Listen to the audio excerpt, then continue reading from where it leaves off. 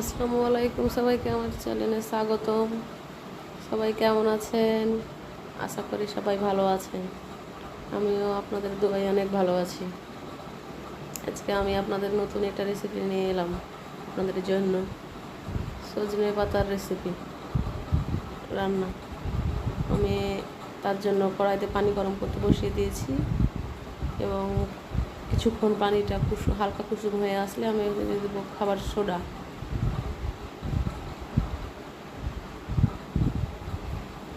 দেখতে পাচ্ছেন খাবার সোডা দেওয়ার পরে কেমন পানিটা ফুটে উঠেছে। এখন আমি শাক দিয়ে দেবো। এখানে আমি পুঁই শাক এবং সজনে পাতা নিয়েছি, বেছে রেখেছিলাম আগে থেকেই। এগুলো আমি এখন কড়াইতে দিয়ে দেবো সিদ্ধ করার জন্য।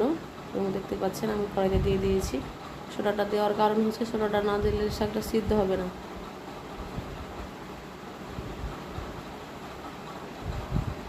এবং এই সজনে পাতার শাক বেশি সময় নেয় না, খুবই তাড়াতাড়ি সিদ্ধ হয়ে যায়। এবং আপনারা দেখতেই পাচ্ছেন আমার শাকটা প্রায় সিদ্ধ হয়েই গেছে।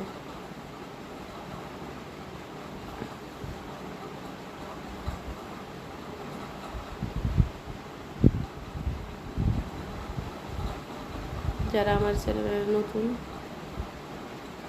সবাই আমার চ্যানেলটা সাবস্ক্রাইব করবেন এবং লাইক কমেন্ট করবেন। আমার শাকটা সিদ্ধ হয়েছে, এখন আমি নামিয়ে নেব। এই যে দেখতে পাচ্ছেন আমি নামিয়ে নিয়েছি এবং পানি দিয়ে ভালোভাবে ধুয়ে দিতে হবে যেন সোডার কোনো ইফেক্ট না থাকে। এখন আমি কড়াইতে তেল দিয়ে দেব।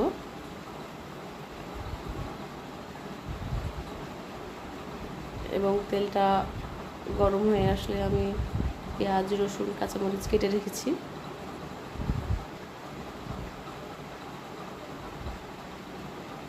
ওগুলো দিয়ে দিব।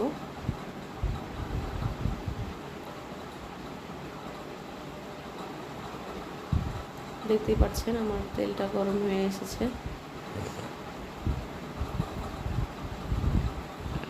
আমার তেলটা গরম হয়ে গেছে। এখন আমি পেঁয়াজ, রসুন এবং কাঁচামরিচ দিয়ে দেব। একেবারে সহজ রান্না, সব চাইতে সহজ এই সজনে পাতা রান্না করা।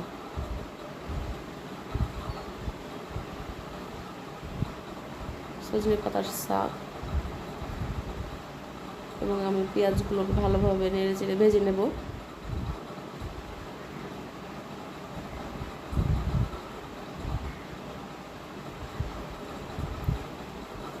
আর ওইদিকে আমি শাকটাকে ভালোভাবে ধুয়ে ঝাঁকাতে রেখেছি, পানিটা যেন ঝরে পড়ে যায় এই জন্য। দেখতে পাচ্ছেন আমার পেঁয়াজটা হয়ে গেছে। এখন আমি শাক দিয়ে দেবো। এই যে দেখেন আমি শাকটা দিয়ে দিয়েছি, কিন্তু শাকটা দিয়েছে অনেক পানি ঝরে পড়লো আর অনেকটা পানি এখনও আছে। এই জন্য আমি পানিটা যেন শুকিয়ে যায় তার জন্য রাখবো কিছুক্ষণের জন্য। আমার শাকটা হয়ে গেছে এবং এই যে দেখেন ফাইনাল লুক।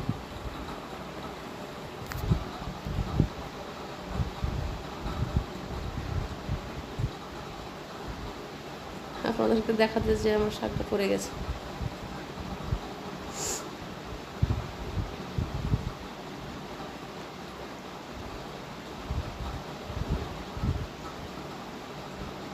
এই যে দেখেন কত সুন্দর হয়েছে এবং এটা দিয়েই এক থালি ভাত খাওয়া যাবে।